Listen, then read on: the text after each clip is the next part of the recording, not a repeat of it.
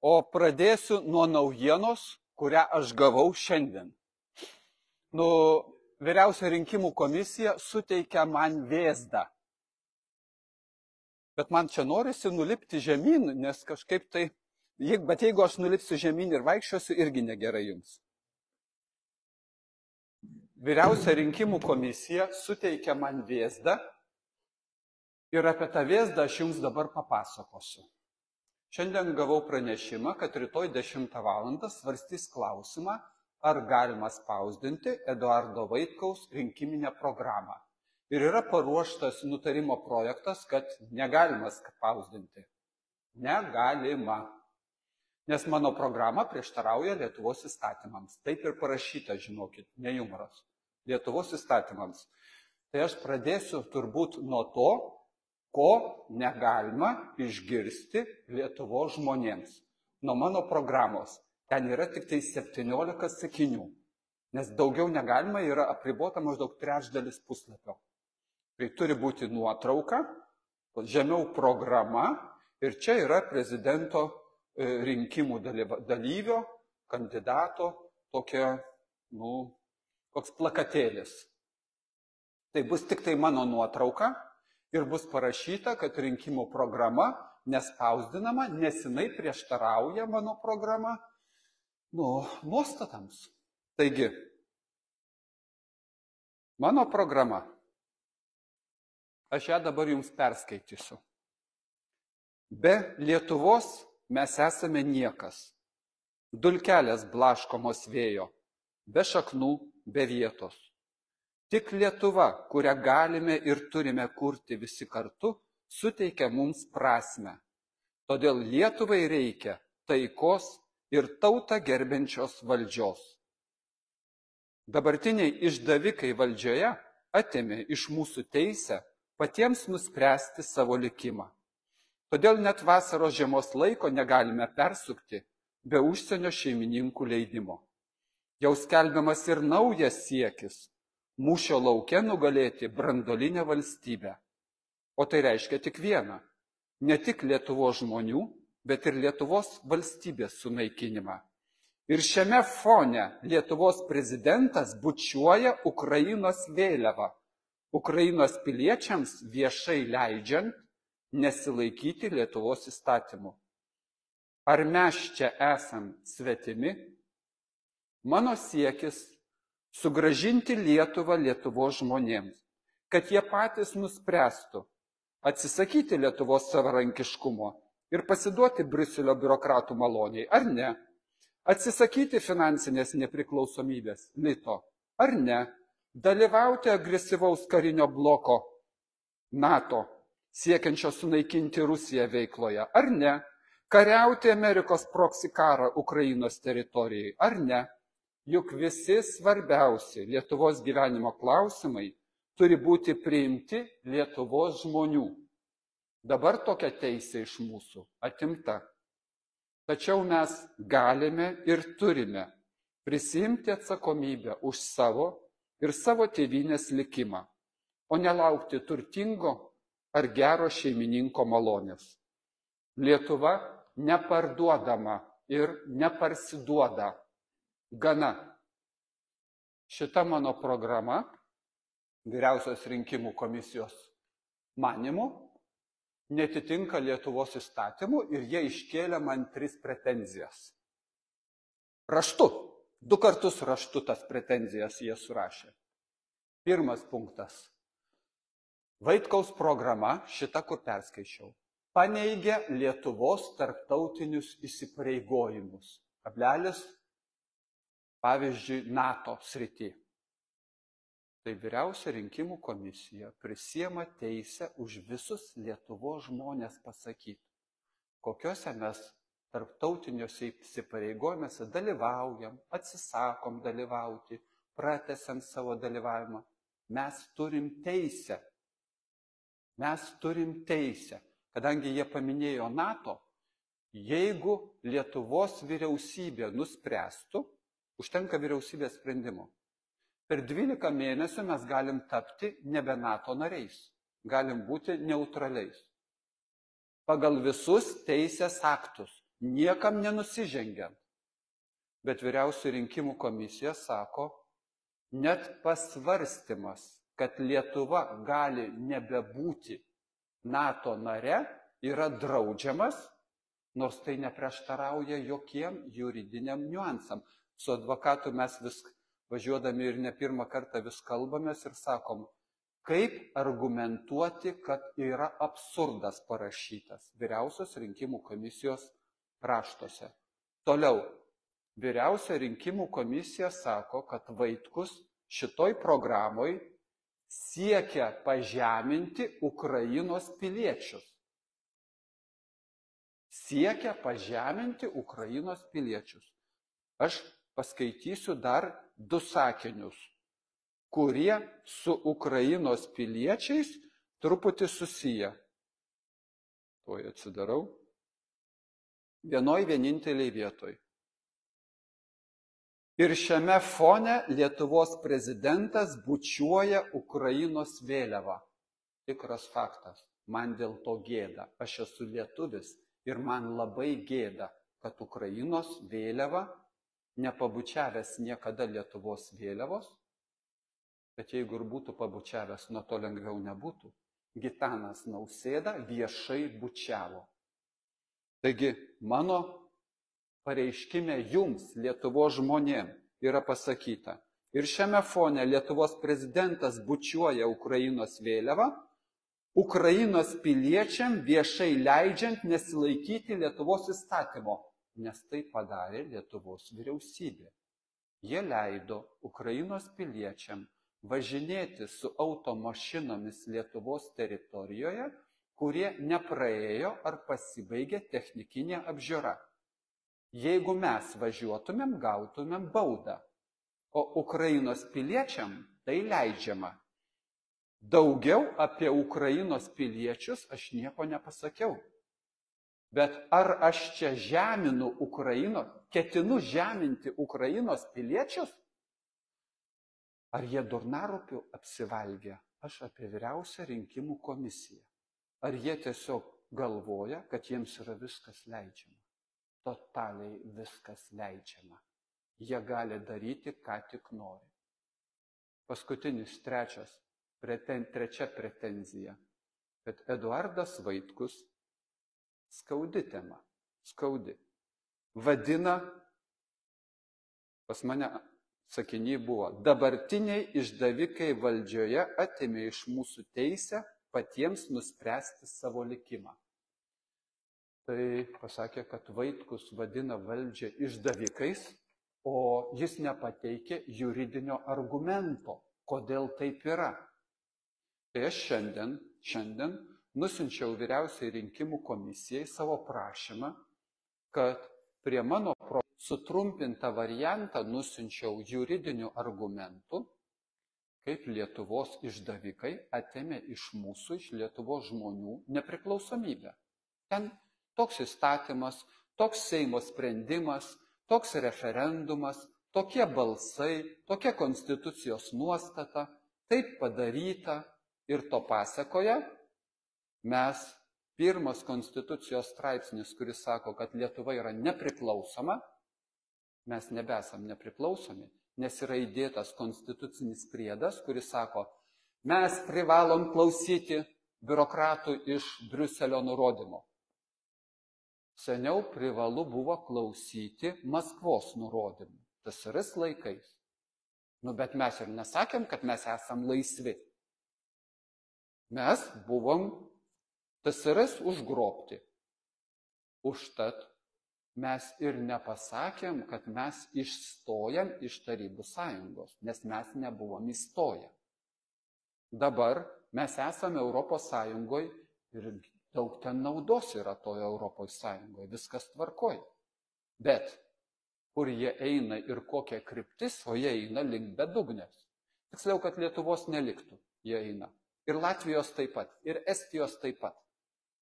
Ir net pavadinimas yra oficialiai, viskas pasakyta, nieko neslepia. Teritorija čia vadinsis. Ir jie nuspręs, kiek čia pabėgėlių bus. Ne mes tokios teisės neturėsim. Jie nuspręs. Jie nuspręs apie seksualinį auklėjimą mokykloje. Mes tokios teisės neturėsim. Jie nuspręs. Ir Europos parlamentais prabalsavo jau už šitą. Viskas, pirmas etapas padarytas, toliau numatyti keli etapai, kaip eiti. Tai aš paprašiau, šiandien nusinčiau ir rytoj per svarstymą Vyriausiojo rinkimų komisijoje pasakysiu, kad aš tada prašau, atsižvelgdamas į Vyriausios rinkimų komisijos reikalavimą, kad aš pakeiščiau savo rinkiminę programą, tai aš reikalausiu, kad sutrumpintą variantą to straipsnio, kaip iš mūsų atėmė Lietuvą, kad įdėtų privaloma tvarka atspausdintų. Jūs turbūt puikiai suprantat ir aš, kad tai yra užduotis neįmanoma. Čia tiesiog tai būti negali. Bet pamatysim rytoj. O dabar apie protų suvokti ir emocijomis suvokti tą patį yra du skirtingi reikalai. Protų suvokti nutvarkoj, bet kai tą patį suvoki ne tik protų, bet ir emocijomis, tai iš vis, iki kur mes nusivažiavom. Pabaigsiu dar vieną niuansą. Vyriausia rinkimų komisija šių metų vasario 6 dieną priėmė nutarimą. Šių metų vasario 6. Aš politinės kampanijos dalyvis esu nuo lapkričio 14 dienos praėjusių metų. Tai jie priėmė vasario 6 dieną savo sprendimą numeris 14, kuriame parašė, kad jeigu lieka mažiau kaip 65 dienos iki rinkimų, tai nieko negalima keisti jokioj rinkiminiai programai. Dabar jie man pareikalavo pakeisti, kai buvo likę 66 dienos, ir pareikalavo pakeisti iki kovo 7 dieną, iki kovo 12 dienos, kai jau lieka mažiau kaip 65 dienos. Aš ir norėdamas keisti jau negaliu. Tai Vyriausia rinkimų komisija. O dabar rytoj bus kovo 21 dieną, pažeidžiant savo vasario 4 dienos reikalavimus, sako, jūs turit pakeisti programą, nes toks yra užsakymas. Toks yra užsakymas. Tai nieko naujo. Ką Vaitkus sako, negalima leisti iš vis, kad išgirstų kas nors, nes tai, ką aš sakau, sugriauna pamatus, ant ko mes čia viską pastatėme tuos 35 metus. Statėme ir pastatėme. Tai sugriauna viską. Tai užtat rugsėjo 5 dieną aš pateikiau pagrindinius savo principus. Apie juos niekas niekur nieko nekalbėjo, nes apie juos negalima kalbėti, savižudiška valdžiai kalbėti apie juos. Aš sakau, kaip pavyzdys tegul būna. Profesorius Vėgėlė lapkričio 28 dieną padarė šou gražų Vilniuje ir pasakė, kad jis dalyvaus rinkimuose. Lapkričio 28 dieną. Ta dieną 2 kartus LRT parašė straipsnį apie tai, o vakare pakvietė į televiziją. Kai aš pasakiau, kad aš dalyvausiu ir lapkričio 14 aš jau tapau oficialiu dalyviu, tai dar lapkričio 2 pusėje Bernardinai, 15 minučių, LRT, aprašydami, o kas dalyvaus rinkimuose, Vaitkaus pavardės tiesiog nepamini, nors aš jau oficialus kandidatas. Pamini tie, kurie galbūt dalyvaus, bet nepareiškia pageidavimą, o Vaitkaus pavardės nėra. Nes jeigu apie Vaitkų pasakysi, privalu sakyti, o ką jis siūlo Lietuvos žmonėm. O negalima to sakyti, ką Vaitkus siūlo. Artimiausia mano programa yra generolo Tutkaus. Generolas sakė, savo programos neturim, o jūsų programą 99% palaikom. Tai artimiausia programa. Bet kai generolas savo Facebook'e parašė spalio 4 dieną, kad jis dalyvaus rinkimuose, tai spalio 5 dieną parašė Delfi 15 minučių ir visi kiti. Klausimas, kodėl? Kuo taip skiriasi Vaitkus, aš Eduardas Vaitkus, nuo kitų kandidatų? Ir tada galima diskusija, o kas yra sisteminis, o kas yra nesisteminis. Kas atitinka šitos sistemos, kurioje mes 35 metus, gerai, 30 metų gražesnis skaičius, tos 5 numetam. Mes ir gyvenam. O sistema yra tokia, kad kapitalizmo dėsnis. Taigi plėšti reikia, papuoliai ir plėšk. Kapitalizmo pagrindinis dėsnis. Ir valdžioje, jeigu esi, tai naudokis progą. O teisė, teisingumas, ir kai aš sakau, buvęs Dalios Grybauskaitės rinkiminio štabo vadovas pasako, moralė ir padorumas ne šio pasaulio dimensija, ir jis tuo metu Lietuvos banko valdytojas, ir jis sekančią dieną pasilieka savo pareigose. Ko daugiau mums reikia? Taigi moralė ir padorumas ne šio pasaulio dimensija. Pagal užsakymą padarysim viską, ką reikia. Ir šitam kontekste aš vėl pasakau, mes, Lietuvos žmonės, turim visas galimybės pakeisti šitą padėtį, jeigu mes nuspręsime, kad mes norime ją pakeisti. Ir užtat aš sakau tą vieną elementarią formuluotę, kad čia neklausimas, ar palaikyti Vaitkų, ar nepalaikyti Vaitkaus. Čia klausimas, ar tai, ką aš skelbiu. O pakartosiu, ką aš skelbiu. Pagrindinė mano mintis. Mes, Lietuvos žmonės, turim būti svarbiausi, kurie nusprendžia, kaip Lietuva gyvena. Mes turim būti šeimininkai savoj šaly. Čia pagrindinė mano mintis yra. Tarp savęs galima aiškintis, nesutikti, prieštarauti viens kitam, bet tik mūsų sprendimas turi būti galutinis ir vienintelis. Dar užaštrinsiu, o kas yra Lietuvos konstitucija? Lietuvos konstitucija tai ne valdžios priimtas kažkoks dokumentas. Tai yra mūsų priimtas dokumentas. Ir mes jį įdavėm pirmoj vietoj valdžiai. Valdžia privalo laikytis mūsų nurodymų, konstitucijos. Ir jeigu valdžia nesilaiko konstitucijos, jinai tampa neteisėta. Nebeteisėta, teisėtumą praranda savo. Konstitucijai parašyta akivaizdžiai, bet koks Seimo priimtas įstatymas yra neteisėtas, jeigu jisai prieštarauja konstitucijai. Vyriausybės sprendimas neteisėtas. Nuo mūsų viskas turi priklausyti ir pasakyta dar vienas niuansas svarbus, kad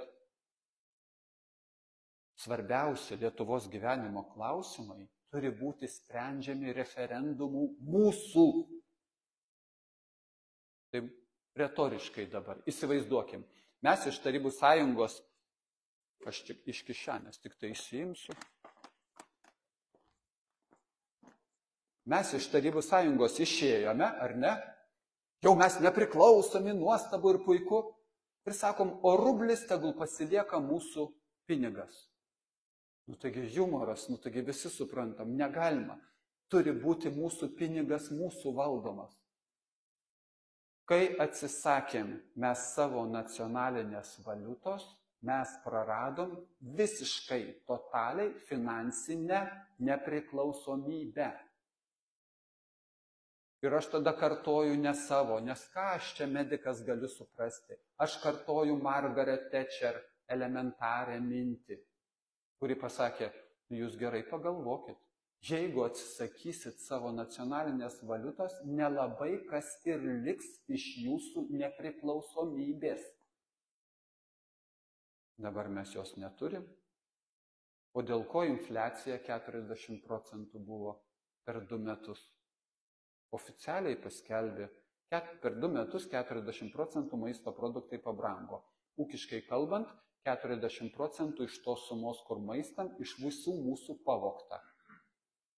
Nes čia Lietuva nevaldė to proceso, jisai Europai buvo tvarkomas, o mūsų valdžia dar priedo pritraukė daug pinigų, nes, gerai pinigų gauti. Infliacija tai yra pinigų kiekio padidėjimas. Kainos padidėjimas yra paseka. Paseka. Tai mes finansinės nepriklausomybės neturim. Aš esu už tai, kad Lietuvos žmonės, o ne finansų ministras baigęs chemijos mokslus, Šadžius, šiaip protingas vyrukas, Dar paskui jisai Lomonosovo universitete Maskvoje chemijos mokslus baigė, o paskui dar teisę baigė Vilniaus universitete. Protingas vyrukas, Chemijos mokslus pabaigęs. Jis turbūt labai gerai finansų ministru buvo. Jis žinojo, kurioje vietoje jam pasirašyti reikia. Tik tai to ir reikia iš ministro.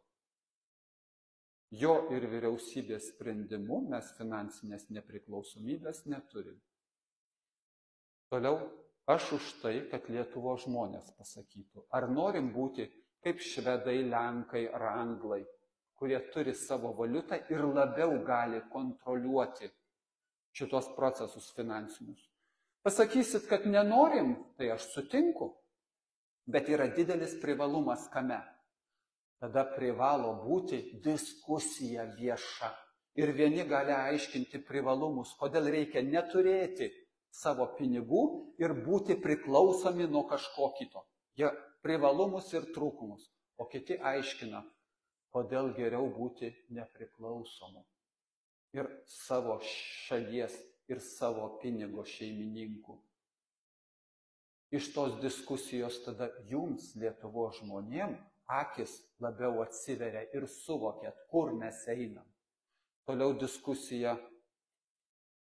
Čia aš žinau iš Zigmo Vaišvilos, kad sakė, sąjūdžio pradžiai mes buvom už, kad Lietuva neutrali valstybė. Neutrali. Į jokias karinės sąjungas, ačiū, nenorime. Lietuva turi nuspręsti, ar norim dalyvauti kariniai sąjungoje. Aš puikiai suvokiu, kai žmonės sako, oi, mus reikia apginti. Tai dabar man visat klausimas, nuo ko apginti? Kai mūsų vyriausybė sąmoningai daro, nusižengdama teisės aktam dėl Kaliningrado tranzito, sąmoningais daro, kad suteikti Rusijai pretekstą smogti Lietuvai, nes jinai nesilaiko savo pačių priimtų teisės aktų, kurių reikėjo priimti, kad mes galėtumėm į Europos Sąjungą įstoti. Tai mūsų užsienio politika, kurios kryptis yra tokia, kad mes kišamės į aplinkinių šalių reikalus, mes kišamės į Lietuvoje pasisodinę vadinamąją Baltarusijos prezidentę, kam smagiau tegul vadina ją opozicijos lyderę, kuri gyvena su visa svita mūsų išlaikoma, kuri važinėja po Europą ir savo ordinus įteikia jau berods 9. Aš jos Twitterį esu prie Twitterio jos prisirašęs ir kai jinai vis pasidžiaugia, Švedijos užsienio reikalų ministras gavo jos ordiną ir jie kartu nusifotografavo. Ji kaip Baltarusijos vadovė ordinus dalina. Jinai Baltarusijos pasus spausdina Lietuvoje. Vyti panašus ten. Čia tiem Baltarusiam, kuriem pasibaigė paso galiojimas ir kad jiems nereiktų į Baltarusiją nuvažiuoti, čia išduos. Čia vadinasi nesikišimas į kaimyninės šalies vidaus reikalus, nes mes turim pamokyti, kaip jie turi gyventi ir kaip jie rinkimus turi pravesti. Aš vėl tada dabar trumpai sugrįšiu į dabartinius prezidento rinkimus, kurie yra nelygiateisiai, kurie yra Švedijos bankam tiesiogiai kišantis į rinkiminę eigą, kurie dėl rinkiminės komisijos impotencijos ir savivaliavimo tampa visiškai neteisėti ir nedemokratiniai. Tai mes turėdami tokią situaciją Lietuvos viduje, mes sakom, pamokinsim kitas šalis, tariami rinkimai Rusijoje neseniai įvyko. LRT pasižiūrėjau, o tai tariami rinkimai lietuviškai mes parašėm, o rusiškai parašė vyborai kabutėse. O Lietuvoje netariami rinkimai. Tai jeigu mes užsienio politikos srity elgiamės taip, kad sąmoningai kišamės į kitų šalių vidaus reikalus, tai aš tada labai seniai jau retorinį vieną klausimą iškėliau, kuris baisus klausimas. Mano klausimas yra toks. Lietuvos sąjungininkė yra Turkija, NATO narė. Visi mes NATO nariai esam sąjungininkai. Tai kai Turkija nusprendė, visai nesvarbu, ar jinai nusprendė teisingai. Visai nesvarbu. Bet Turkija ėmė ir nusprendė, kad situacija Sirijoje sukelia pavojų Turkijai. Nes ten kurdų sukilėliai, jie gali per sieną pereiti ir to sprendimo pasekai 30 km Turkijos armija į Sirijos teritoriją įsiveržė. Tai dabar sugrįžtų į brangę mūsų Lietuvą ir klausiu jūsų retoriškai. Kai mes turim vadinamą, aš sakau, moteriškę iš Baltarusijos arba Baltarusijos teisėta prezidentė išrinkta neteisėtose rinkimuose Baltarusijoje, nes Lukašenka neteisėtas, o jinai teisėtai išrinkta. Kai mes turim ir jos komandoj vienas iš narių vokiečių žurnalui, pamiršau dabar jo pavadinimą, bet oficialiai sakė, ginkluotų būdų reikia nuversti valdžią Minske.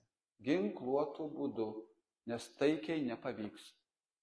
Tai tokiu atveju, ar galėtų Baltarusijos prezidentas Lukašenka pasakyti, o aš imsiu pavyzdį iš NATO narės Turkijos.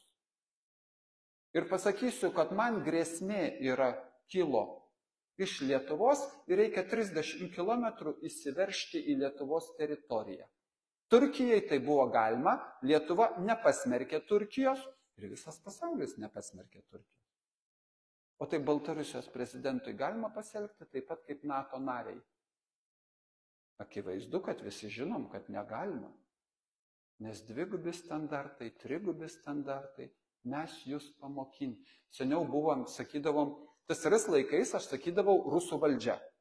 Dabar jokių būdų aš nesakau, TSRS laikais buvo TSRS valdžia, kur lietuviai tvarkingi pakalikai buvo tokie patys. Nutarnavo, ką darysi. Toks laikas buvo. Dabar mes turim situaciją užsienio politikoje, kai mus tiesiu tiesiausiu taikymu, pagal suderintą planą. Mes judam karo link. Akivaizdžiai, be jokių problemų, tik tai su psichologiniu paruošimo stadijomis skirtingomis. Dabar jau priėjo prie arti finalinių stadijų. Ar kas nors iš jūsų dar atsimenat, kai Dalia Grybauskaitė 22 metų kovo mėnesį, jinai kovo 1 dieną gimusi, aš tų pačių metų gimimo kaip Dalia Grybauskaitė esu. Tai jinai kovo 1 dieną gimusi, o kovo 2 dieną jinai pasakė, reikia pradėti tiesioginį karą su Rusija, jeigu karo negalima išvengti. Aš vis sakau, tada Gražulis tuoj pat iššoko į tą pačią dūdą. Gražulis ir Grybauskaitė. Kažkaip unisonas buvo. Gražulis pasakė 2 niuansus nuo savo partijos. Kad reikia skubiai įtraukti Ukrainą į NATO, tai reiškia kariaujam jau iš karto, ir kad reikia Rusiją išmesti iš jungtinių tautų. Tai reiškia jungtinių tautų architektonika vienintelė, kuria bloga, labai bloga. Išmesti ir nebereikia jungtinių tautų. Visą pasaulio pertvarką iš karto. Aš vis kartoju, va dabar gruodžio mėnesį, va dabar jau kareivius siųs. Prieš 9 mėnesius aš pas save Facebook'e susiradau seniai, kur Stoltenbergo kalbą. Tiesiu tekstu pasakė, Lenkija ir Pabaltijos šalis, jeigu Vilniaus susitikime Ukraina nebus pakviesta į NATO, siųs savo kareivius į Ukrainą individualiai. Čia pasakė prieš tą susitikimą NATO, kuris Vilniuje buvo. Individualiai jūs siūsite. Viskas suderinta. Praėjusiu metu gruodžio mėnesį pas prezidentą paėmė ir pasakė 24 ir 5 metam, kur Lietuvos kareiviai bus siunčiami į užsienį, bet nepasakė šalies. Nepasakėt šalies, tai ačiū, tai ir yra pasakymas. Viskas akivaizdu, viskas pagal planą. Pagal planą. Ir kraujo reikia pagal planą. Suorganizuoti ir suvienyti ką nors kraujo reikia, čia sena istorijos taisyklė. Ir tada mes ką siūsime?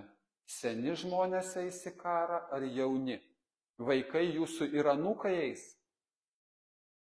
Pagal užplanuota viskas. Tiesiog taip reikia. O ką mes galim padaryti? Mes maži žmonės. Nuo mūsų nieks nepriklauso. O sakau, nuo jūsų viskas ir priklauso. Nes čia neatvažiavo kiniečiai ir jie neišrinko šitos išdavikų valdžios.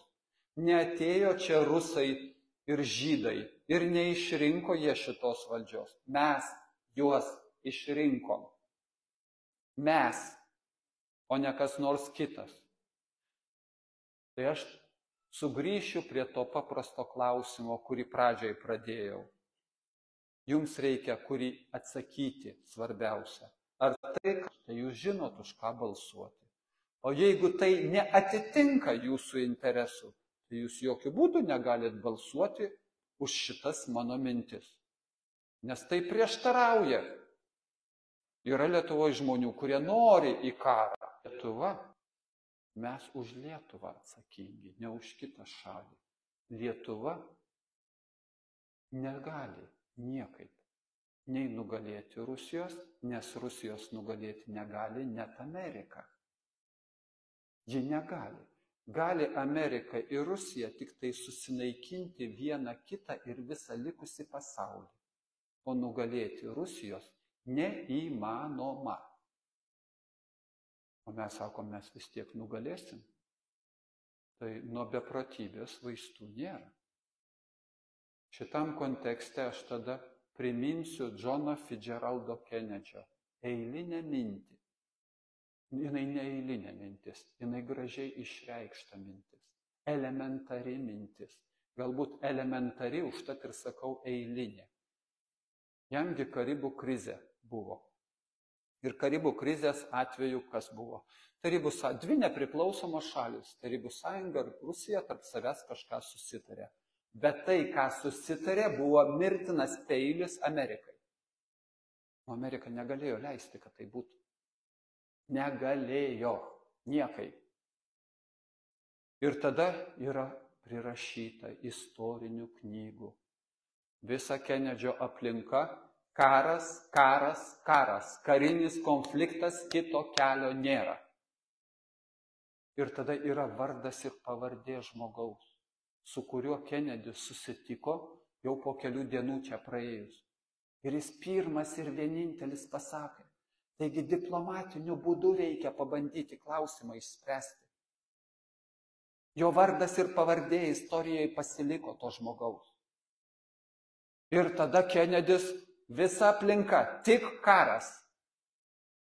Ir tada Kennedis pradėjo apie taiką kalbėti. Ir aš sakau, kad Kennedžio kalba, kurią pasakė Amerikoje, buvo ir Tarybų sąjungoje išspausdinta. Jeigu atsimenat, Izvestijas ir Pravda buvo 2 pagrindiniai laikraščiai, abiejuose buvo išspausdinta. Apie tai, kad visi mes žmonės ir gyvenkime draugiškai. Ir tada tas atominė katastrofa buvo nutolinta. O įdomumo dėliai, vėl yra dokumentuota. Tuo metu Karibų jūros teritorijai TSRS povandeniniai laivai buvo ir vienam laivė kažkas atsitiko, jisai flagmanas buvo. Prarado ryšį su Maskva, ryšio nėra, karinė tokia įtampa, jis iškilo į paviršių, Amerikos lėktuvai, taigi jų teritorija šone, visai suprantama, Amerikos lėktuvai kažkokius manevrus padarė ir jis kapitonas pagalvojo, kad jau įvyko pasaulinis karas ir jis nurodė atominę torpedą paleisti. Paleisti torpedą. Įsakymas duotas. Ten turbūt Zampolit tais laikais būdavo, ar ne? Prikalbino, kad gal nereikia atšaukti dar pasiaiškinti. Ir čia toks profesorius, amerikonas profesorius pasakojo šitą atvejį ir jis dar pridėjo, kokia buvo Amerikos karinė doktrina tuo metu. Jau buvo išspręstas klausimas, bet techninė klaida. O Amerikos karinė doktrina, jeigu nors vienas atominis smūgis, amerikonai paleidžia visas atominės raketas, kiek tik tai turi. Tame tarpe ir 200 raketų į Kiniją. Techninė klaida. Dabar, 24 metais, atominio sunaikinimo grėsmė yra didesnė negu tada 62-63 metais. Dabar yra didesnė. Mes sakom nieko tokio, mes nugalėsim Rusiją. Nes Rusija yra žmogėdrų šalis ir rusai yra teroristai. Rusai yra teroristai, tai Lietuvos Seimo nuomonė. Aš sakau, kai mes pasakom tokią frazę, kokią teisę mes suteikiam tada rusams sakyti apie Lietuvą, apie Lietuvos žmonės. Jeigu mes sakom, rusai teroristai, o teroristai turi būti naikinami, kokią suteikiam šansą pasakyti, kad visi lietuviai yra irgi ne žmonės.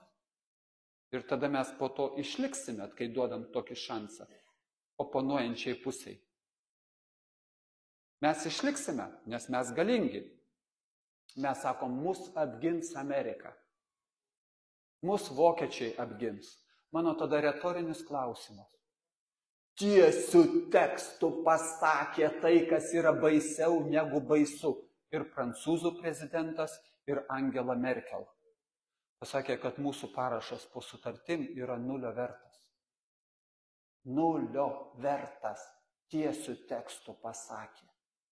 Kaip toliau tikėti ir pasitikėti tų šalių parašais. Kaip? Jūs galite sakyti, o mes tikėsime. Tikėjimas jėga, aš jums atsakysiu, aš negaliu ginčytis, kai žmogus tiki kažkuo. Negaliu, niekaip negaliu. Tikėkite. O mano protas sako, kad pasitikėti tada negalima. Nes sekantį kartą jie taip pat gali ir su mumis padaryti. Jie pasirašė, pasako, mes čia tik pasirašėm, kad jums ramiau būtų. Aš tada, TSRS laikais, aš savim didžiavausi. Kai aš žinojau, kad Antras pasaulinis karas prasidėjo, kaip Vokietija iš vienos pusės, o Tarybų sąjunga iš kitos pusės užpuolė Lenkiją. Man patiko toks išsireiškimas ir aš, koks aš protingas. Aš dabar sakau truputį kitaip.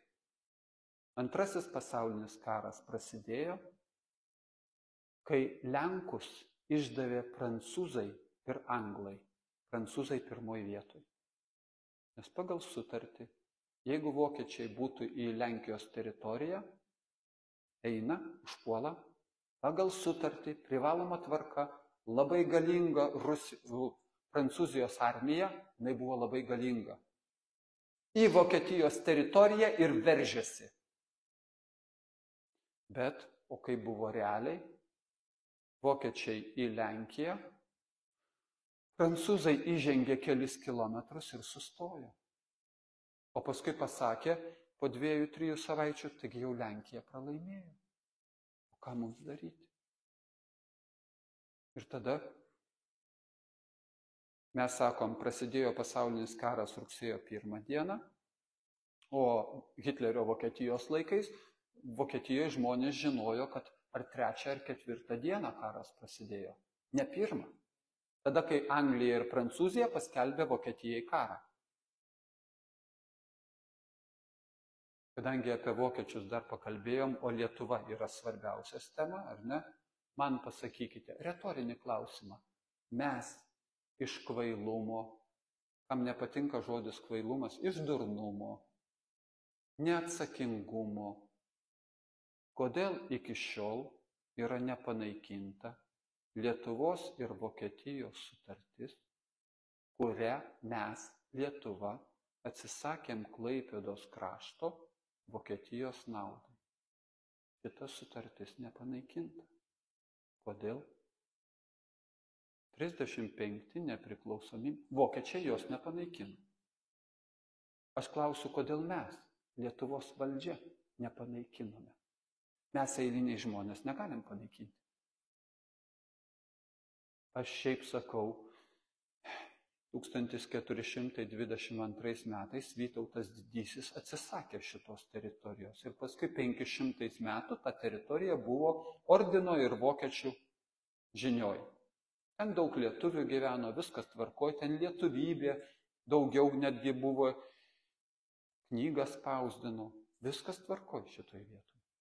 Bet formaliai žiūrint, 500 metų šita teritorija buvo vokiečių, paskui, kadangi pasaulinis karas ir Vokietija pralaimėjo, tai ašgi pašto ženklus, ant prancūziškų pašto ženklų, Memel. Prancūzai administravo tą teritoriją, o paskui ir dabar įeikite Lietuvos, suraskite, Lietuvos okupaciniai pašto ženklai. Žodis okupaciniai pašto ženklai. Turiu aš beveik visą seriją, pagal katalogą beveik visus turiu. Nes mes okupavom šitą teritoriją. Ir tai nepaslaptis, ką darysim, tikrai mums reikėjo. Bet mes taip pasielgėm, mes okupavom, o paskui, kai Hitleris po 15 metų paprašė gražinti, mes sugražinome. Ir kai sugražinome, Urbšys, mūsų ministras Berlyne, pasirašė dokumentus ir ta sutartis nepanaikinta. Tai mano retorinis klausimas, kodėl? Arba kokią pasekmę tai gali turėti? O šitas kontekste su tuo, kodėl Lenkai 2023 metais, praėjusiais metais, 23 metais iš Vokietijos reikalauja 1300 milijardų eurų kaip kompensacija už antrą pasaulinį karą. Antras pasaulinis, taigi prieš 100 metų buvo, taip seniai. Ne, Lenkai dabar reikalauja. Lenkai dabar reikalauja. Tai aš grįžtu į Lietuvą. Kodėl mūsų valdžia taip elgiasi? Retorinis klausimas. Sau patiem. Jie nesuvokia ar kaip tik suvokia. Ir ką reiškia parašas, kur mus sako, mus apgins ir mus saugos. Vokiečiai savo krauju gins Lietuvą, kai nelabai turi jėgų apginti Vokietiją, bet jie gins Lietuvą. Nes reikia pradėti karą su Rusija. Pavadinimas yra. Aš su vienu, ten ginčytis net nesiginčijau, su vienu Amerikos lietuviu. Per video ryšį ten mes pasikalbėjom. Aš atsimenu, kontekstas buvo toks. Jisgi žino, kaip Amerikoje yra. Aš čiagi Lietuvoje sėdžiu. Kontekstas buvo toks. Jis ir tarnavo armijoje. Ir Vokietijoje buvo tarnaudamas. Ir jis žino, ne, Amerika nepriėmė tokios doktrinos, kad gali pirmieji atominį smūgį smogti. Tokia doktrina, taip nusprendė. Kad galima pirmiesiams smogti. Taip nusprendėm. Ir aš atsimenu, pasakysiu elementarų jums dalyką. Kokią išvadą jūs padarote iš to, kad antro pasaulinio karo pabaigoje Amerika ant 2 taikių miestų numetė 2 atominės bombas. Ne vieną, o 2. Kokia jūsų išvada? Pasipraktikavo, gyvybė nieko neverta, galima nužudyti ir 10 milijonų, o koks skirtumas? Bet sekantį kartą jie jau taip nedarys, jokių būdų nedarys. Mes tikėsime, kad jie taip nesielgs. Tikėjimas yra jėga. Bet aš grįšiu atgal. Mintis mano pagrindinė. Mes turim būti, pagal mano suvokimą, šeimininkai savo šaly. O ne kitas ateis ir pasakys, o tu dabar turi elgtis taip ir taip, nes mes ten nusprendėme. Mano didybės manija man sako, aš noriu būti šeimininkas savo name. Aš noriu būti šeimininkas Lietuvoje, nes aš esu, taip gimiau, aš esu lietuvis, aš čia gimiau. Ir be Lietuvos aš esu niekas. Be Lietuvos perėjūnas pasaulyje kažkur tai. Tradicija šitą reikia išlaikyti. Lietuva kaip idėja turi būti.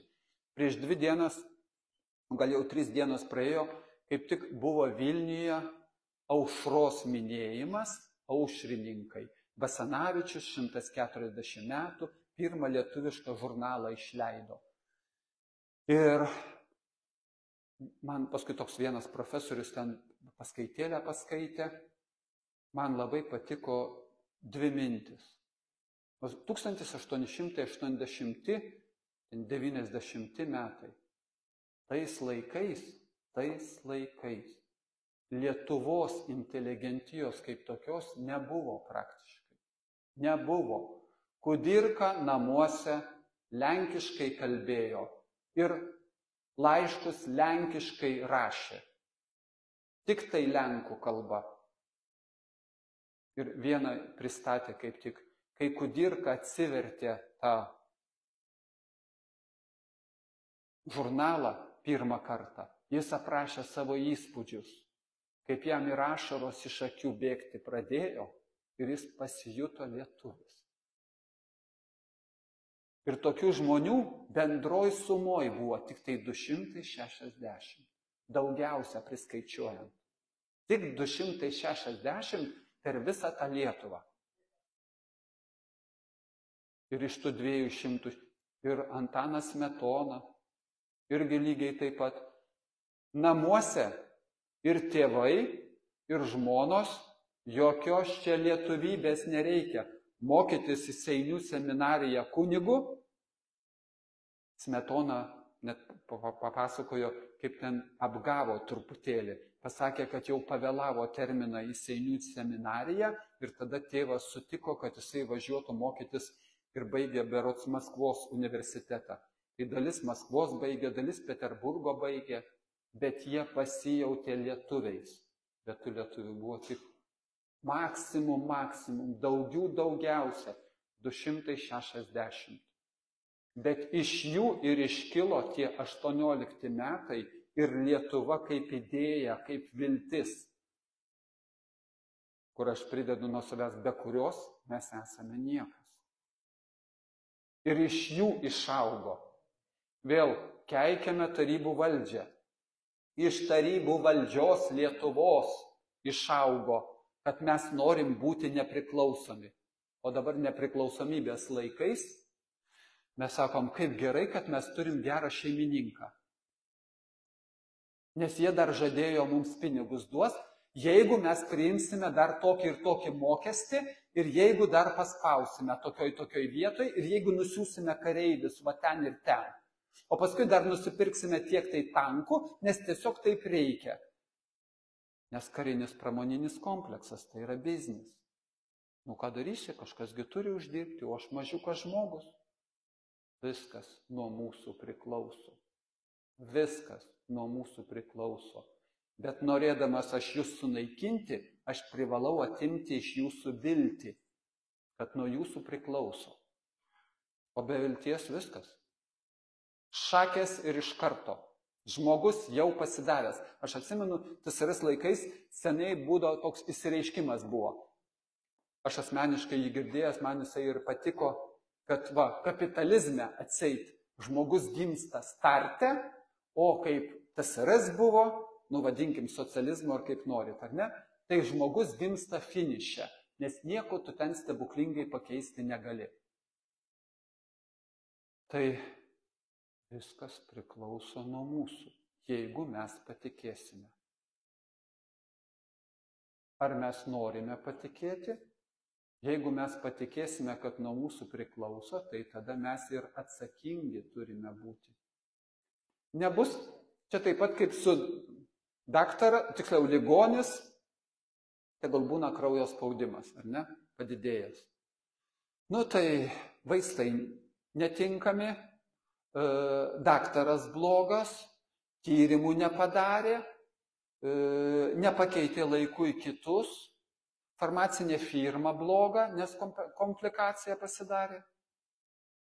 O kiek aš pats savo sveikata pasirūpinau, kad tas mano kraujo spaudimas būtų tinkamas. Ne, tai tada aš pats kaltas. Taip man netinka. Psichologiškai man reikia kalto turėti. Nes aš tai nekaltas. Tai su atsakomybė yra lygiai tas pats. Kažkas turi būti kaltas, kad man nesiseka. Vat Lietuvoje galim pakeikti valdžią, bet aš sakau seną elementarią frazę. Čia nėra valdžios problemos. Problema esame mes. Mes, Lietuvos žmonės. Mes esam tokie, kurie ir galvoja, kad į valdžią papuolus reikia ką nors nukniaukti. Ir tada, kai ta valdžia nukniaukia, mes ant jų, ką darysi, išrinksim antrą kartą, nes jis geras žmogus. Mes, ne kas kitas, o mes esam visko atskaitos taškas. Bet tada prisimti atsakomybę nesinori, tai tada reikia sakyti, anas pažadėjo, kad padarys tą ir tą. Tai dabar dar viena ypatingai svarbi problema, tegul būna jinai ir problema. Kažką gali pasakyti vienas ar kitas žmogus, ar tai tinka jūsų interesam, galiu, tas tinka, arba taip negalvoju, o šitas tinka. Ir toliau sekantis klausimas. Tikėjimo ir pasitikėjimo. Ar tas žmogus persipjauti savo krūtinę ir parodyti, kad mano kraujas raudonas. Čia jau yra tikėjimo klausimas. Ir tas tikėjimo klausimas pagrįstas gali būti, jeigu jūs to norite. Pasižiūrite biografiją, ką žmogus yra padaręs arba ko nepadaręs. Tai pasižiūrėjus į biografiją, tada galite nuspręsti, tikėti ar netikėti. Ir iš to tada išplaukia, kaip mes Vokietijoje, Prancūzijoje ir panašiai lygiai tas pats. Kaip mes einame ir balsuojame už ką. Jeigu imti statistiškai, tai geriausiu atveju, 85% žmonių balsuoja pagal tai, patinka, nepatinka. Gražus balso tembras ar ne. Aš vis prisimenu ir pakartoju, nes čia man taip įspūdingai atrodo, ar ne? Majoras buvo United Kingdom ministras pirmininkas, jo antakių formą derino, koregavo, karpė, tvarkė, kad jo išvaizda būtų labiau pasąmonę veikianti. Šitie faktoriai veikia. Kaklaraištis tokios, tokios ar kitokios spalvos, ar ne? Aš norėčiau, man taip aš kadangi pagal logiką vis galvoju, tai aš norėčiau, kad mes elgtumėmės pagal mąstymą ir pagal loginius argumentus. Bet aš suprantu, kad deja taip, mes tokie esam, mes žmonės esam, mes tokie biologinės būtybės esam. Ir mes labai dažnai elgiamės ne pagal loginius argumentus, o pagal savo emocijas.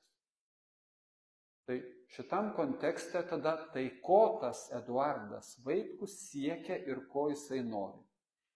Tai mano siekis šiam periode, dabartiniam periode, kad Lietuvoje pasimatytų, kiek yra žmonių, o aš tikiuosi, kad jų gali būti ir 300 000. Kiek yra Lietuvoje žmonių, kurie supranta, ką aš sakau, arba kurie gali suprasti mano mintis, ko aš siekčiau, būdamas Lietuvos prezidentu. Aš darau vieną prielaidą. Iš to, ką visą mūsų melagingą informacinę sistemą, jinai skelbė vienaip ar kitaip, tarp eilučių, TSRS laikais buvo gerai, tarp eilučių reikėjo mokėti skaityti. Dabar žmonės, man atrodo, bijau, bet jau praradė šitą sugebėjimą ir skaito tiesiogiai. Taigi, grubiai 25% suvokia, kas vyksta Ukrainoje. 25% tai yra 625 000 žmonių. Imkim, 600 000. Tai labai didelis skaičius žmonių. Labai didelis. 2,4 milijono yra balsuoti turinčių teisę. Tai tarkime, pusė jų ateitų balsuoti, tai 300 000 žmonių yra labai didelė jėga. Ir jeigu pirmame etape tiek žmonių prabalsuoja, tai aš darau prielaidą, tada nebe nuprognozuojamas rezultatas pasidaro antrame etape. Valdžios nebenukontroliuojamas. O dar jau čia statistika skelbia, jeigu visuomeniai 11% žmonių užsikrečia kažkokią mintim, idėją. Pavyzdžiui, būti savo šaly šeimininkais, būti nepriklausomais, patiems spręsti savo likimą. Man atrodo, kad geros mintis. Tai 11% reikia žmonių, kad visuomeniai ir tada nuo 10,5 nepakanka, 11 arba daugiau. O tie 11 grubiai ir yra 300 000. Ir tada visuomenės kryptis ėjo į šitą pusę, gali netgi į priešingą pusę pasikeisti. Tai aš, žinokite, tikiu, kad Lietuvoje gali būti 300 000 žmonių, kurie suvokia ir supranta, ką aš sakau. O tada vėl dar mano viena formuluotė yra sena tokia jau nuo pradžios. Aš ją sakiau pradžioj, taigi reikia einant į rinkimus nugalėti. Čia profesorius Vėgėlė net rankos irgi ar taip, Čiagi viską psichologijos, kaip V raidę padaryti, iškėlus Viktorį pergalę ir taip toliau. Aš į rinkimus neinu nugalėti. Aš į rinkimus einu pateikti jums viziją ir paklausti, ar jinai jums yra priimtina, jums Lietuvos žmonėms. Ir aš nekonkuruoju nei su vienu kandidatu kitu. Aš nematau juose konkurento jokio. Čia yra tiesiog jūsų sprendimas. Jums tinka tai, ką aš sakau, arba jums netinka tai, ką aš sakau. Aš negaliu priversti žmogaus norėti nepriklausomybės. Negaliu priversti norėti gyventi garbingai ir suprasti, kas yra savigarba. Aš negaliu šito padaryti. Aš tokio užduoties ir nekeliu savo. Mano užduotis yra artikuliuoti, tai reiškia žodžiais pasakyti tai, kas uždrausta Lietuvoje. Vyriausia rinkimų komisija yra tiesiogiai pademonstravusi. Uždrausta. O uždrausta dėl to, kad tai, ką aš sakau, yra mirtinai pavojinga šitai mūsų išdavikų valdžiai. Ne truputį, o mirtinai pavojinga. Nes nebegali žinoti, kada nebekontroliuojamas procesas pasidarys. Ir iš jos pusės žiūrint, viskas logiška. Su profesoriu Gyliu, atsimenu, labai seniai kalbėjau ir aš jam sakau, profesoriau, papasakosiu, kaip teisiniai sistemai, kaip aš mušuosi. Jisai, neklausydamas, dar pačiai pradžiai iškart sako, ignoruoti. Jo, sakau, tai taip, aš nusinčiu raštus, siaubas, kokie raštai, išvis nieko. Paskui profesorius Gilys sako, toliau apipilti jūs purvais, o jeigu vis tiek nenurimstat, likviduoti. Kai jis pasakė, aš atsimenu, stovėjom netoli viens šalia kito. Kai jis pasakė likviduoti, man čia kažkaip taip nelabai smagu, bet trumpai buvo čia. Tai kažkaip užsienio reikalų buvęs ministras pasako, kad sistemą tokiais atvejais likviduoti. O paskui jisai dar pridėjo vieną labai gražų, kultūringą sakinį. Nebūtinai fiziškai, yra kitos priemonės. Tai tada aš jau puikiai supratau, aš esu likviduotas nuo 91 metų. Bet aš vis tiek gyvas ir nusiteikęs nepasiduoti jiems. Nes kol aš esu gyvas, tol aš galiu skleisti savo žinią. O mano žinia ir yra tokia, ką aš dabar sakau. Prieš 140 metų Basanavičius irgi skleidė savo žinią ir ta lietuvybė 260, tik tai visoje Lietuvoje buvo. Tai dabar tikrai yra daugiau žmonių suvokiančių, ką aš sakau, ir pritarenčių tom mano mintim. Čia su advokatu irgi dar po rajonus važinėjant, ir kur yra koordinatoriai, Dieve, kokių žmonių yra, kurie dirba patys. Viskas yra iš apačios. Visi, kas dirba iš apačios, patys iškilę ir patys atsiradę ir neklausę jokio nurodymo iš viršaus. Kai kas ant manęs pyksta ir sako, kad aš atsakingas už kito žmogaus kalbas. O paskui kitas žmogus, aš atsakingas už dar kito žmogaus kalbas. Aš negaliu niekam nieko nurodyti. Aš sakau, arba jums priimtinos mano kalbos ir tada jūs patys savo viduj nusprendžiate, ką daryti, arba jums nepriimtinos. Ir toks variantas gali būti ir toks. Bet neklauskit kodėl. Bet aš savo viduj žinau, kad aš privalau pasakyti, aš privalau šitą žinią pranešti, tą, kurią draudžia valdžia. Aš privalau pabandyti. Studentam aš sakydavau, nieks manęs irgi nieko su studentais jėzotų mano. Aš apie medicinos 25 metus klinikinę mediciną aš mokiau studentus. Nuo 4 kurse būdavo ta terapija, o paskui hematologija 4 arba 6. Tai aš aš įsikėliau, nes man taip galvoju, ko iš tų studentų. Tai aš savo užduotį iškėliau. Pabandyti, žodis labai svarbus. Antras žodis, priversti. Juos mąstyti ir galvoti. Norit per hematologiją, norit per mediciną, norit per politiką, koks skirtumas per ką. Pabandyti tai dar nereiškia, kad pavyks. Prievarta, sakai, kodėl? Aiškink, galvok. Mano irgi pasakymas būdavo, jeigu atsakot teisingai, kokį medicinį klausimą užduodu, atsakot teisingai, bet nepaaiškinat kodėl. Jokio gero pažymio nebus.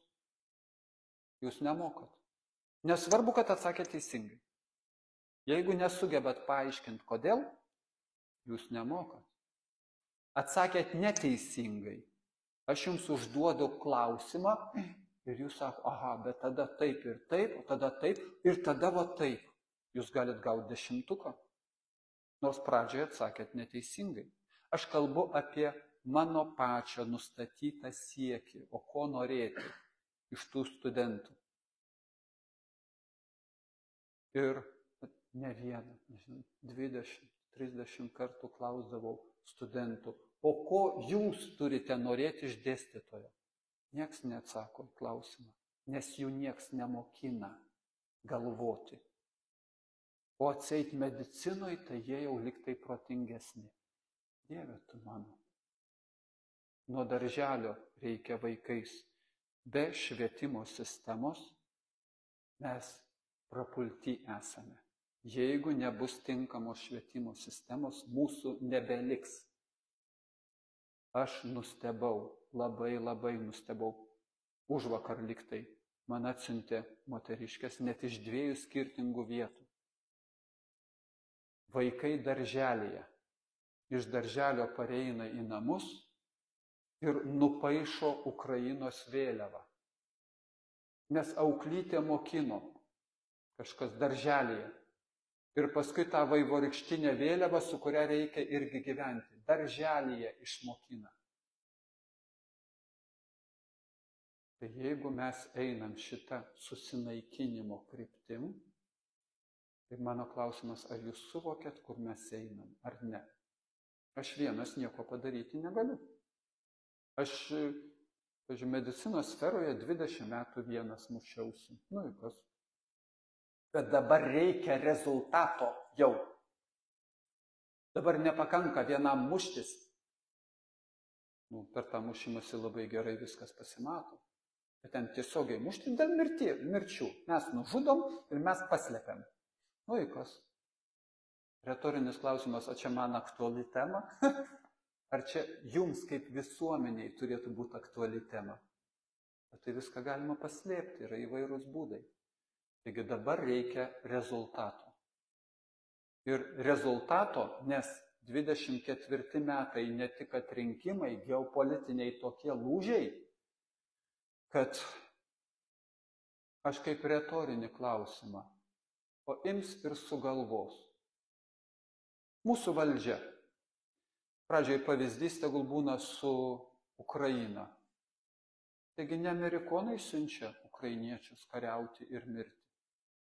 Vietinė valdžia, vietiniai išdavikai siunčia į kraujo upes. Vietiniai. Kodėl siunčia? Todėl, kad Ukraina privalo būti NATO nare ir grasinti Rusijai. Todėl tos bendras nusiteikimas valdžios buvo. Arestovičius gal tokį girdėjo, jį reklamavo. Tai 2019 metais kovo mėnesį jis sakė, karas yra geriau negu taika. Ir karas Ukrainoje turi būti. Karas yra geriau negu taika. Tai sako žurnalistė, tai ką, Rusija užpuls Ukrainą, kai jinai bus NATO nare? Ne, sako. Rusija turės užpulti Ukrainą, kol nebus NATO nare. Nes taip reikia, nes karas yra geriau. Tas video yra, kas nori, gali pasižiūrėti. Viskas suplanuota seniai. Tai mano klausimas, o ant Lietuvos kas dabar suplanuota? Tai mes negažinojom, mums nepasakė, mus apgavo. Nuo to gal kam lengviau bus. O aš sakau ne. Jeigu patikėsit, kad nuo jūsų priklauso. Labai seniai vieno filosofo knygai irgi Evangelija išvertus reiškia gera žinia. Disvangelija tai būtų bloga žinia. Tai sakau, skleiskite gerą žinią, jeigu norite, kad Lietuva gali būti nepriklausoma, kad Lietuva gali turėti lietuvišką valdžią, o ne išdavikų valdžią. Ir viskas priklauso tik nuo mūsų. Ir jeigu jūs patikėsite tą minutę ir sekundę, kai jūs patikėsite, jūsų akis kitaip švitės. Ir tada žinosit, kad viskas paprasta ir lengva. O kas čia sudėtingo? Yra kaip blogą nuotaiką užkrėsti galima, tai lygiai taip pat ir gerą nuotaiką galima užkrėsti. Tai gyvenimas yra nuostabus ir puikus. Pagal 2024 metai. Aš nustebau, tikrai labai nustebau, kažkaip net nebuvau tokiu masteliu pagalvojęs. 18 metais Kaune apie 60 000 žmonių gyveno ir vienas buvo tik tai namas, kuriame buvo vandentekis. Vienas. Tik tai. Kai aš darau prielaidą, tai ir čia pas jūs nei vieno namo. Vienas tik tai namas Kaune su 60 000 gyventojų. Tai mes gyvenam nuostabiai. Imkim, aš baigiau 79 institutą, 80 pradėjau dirbti po Maskvos olimpiados kaip tik. Tai 80 metais, lyginant su 1918 metais, mes nuostabiai gyvenom. Paskui buvo duobė 90-95 metais, dabar mes gyvenam taip nuostabiai, kaip niekada negyvenome. Bet klausimas yra, o į kur mes einame? Tai aš matau, kad mes einame labai netinkamą linkme ir visas mūsų geras gyvenimas gali būti kaip į duobę. Ir priedo vėl tas elementarus klausimas. Mes norim savo namuose šeimininkais būti ar ne? Tai svarbu ar nesvarbu? Aš labai nustebau, kaip tada pirmą kartą labai akivaizdžiai susidūriau, kaip vienas žmogus, kurį tiesiogiai jį apgavo. Aš užpykau dėl jo. Jį apgavo, jis prarijo, aš užpykau, kad taip negalima elgtis su žmogum. Bet jisai prarijo, nieko, toliau lik nieko, jisai bendrauja, nes reikia pasiekti tokį efektą. Aš kažkaip tai tada pirmą kartą taip ryškiai pajutau, ką reiškia iš vienos pusės savigarba ir savigarbos neturėjimas. Savigarbos neturėjimas gali būti labai pelningas. O, kaip gerai. Bet mano klausimas savivertei tada. Savivertei. Aš galiu užsimerkti ir vaidinti, kad čia nieko tokio. O tada klausimas pasąmoniai. Tu supranti, kas tu toks esi ar ne? Bet čia kiekvienam skirtingai. Kaip kas nori suvokti, kas kiek yra priaugę. Taigi, gyvenimas yra nuostabus. Ir mes esame šeimininkai savo gyvenimo. Arba galime jais būti, jeigu tik panorėsime. Taigi, pasirinksim vergo dvasią, būsim vergais. Pasirinksim laisvo žmogaus dvasią, būsim laisvais. Tai aš už tokį pasirinkimą, kad jūs jį padarytumėt. Ir aš kviečiu būti laisvais, nepriklausomais ir tiesiai ir drąsiai žiūrėti į ateitį ir išdrįsti pasakyti tiems išdavikams, kad karalius nuogas. O kadangi mes kalbam dar būtent čia apie prezidento rinkimus, tai žingsnis toliau galvojant, prezidentas labai daug gali padaryti, sustabdyti karą gali, be jokių problemų. Užsienio politikai sumažinti karo grėsmes irgi gali. Teisėsaugoje šį bei tą gali, bet ne tiek daug. Seimas priima visus įstatymus. Aš asmeniškai būčiau už tai, kad reikia keisti konstituciją ir kad būtų prezidentinė respublika. Ne parlamentinė, kur dabar prasidaro prekyba Seime ir prekiauja postais, ministrais, pozicijom, o prezidentinė. Bet Seime privalo būti jėga, kuri, tarkime, aš išsakiau kažkokias mintis, kuriem tos mintis būtų priimtinos. Aš, kai paskelbiau apie savo dalyvavimą rugsėjo 5 dieną šituose rinkimuose, tai tada vieną labai svarbią frazę ten parašiau tada, kad Lietuvoje nėra politinės jėgos, nėra, kuri matytų bet kokią prasme, kad Lietuva būtų nepriklausoma. Tiesiog jos nėra. Tai užtat nauja politinė jėga yra reikalinga, nes mes ginkluotų būdų, jokių būdų nesakau, kad reikia Seimą nuversti. Nauja politinė jėga, kuri pasakytų, mes naujai viską pertvarkom. Su jokiais senom istorijom, ačiū, nebereikia. Ačiū, nebedraugaujam, dabar pailsėkite. Nauja politinė jėga, kuri galėtų priimti įstatymus. Įdomumo dėliai.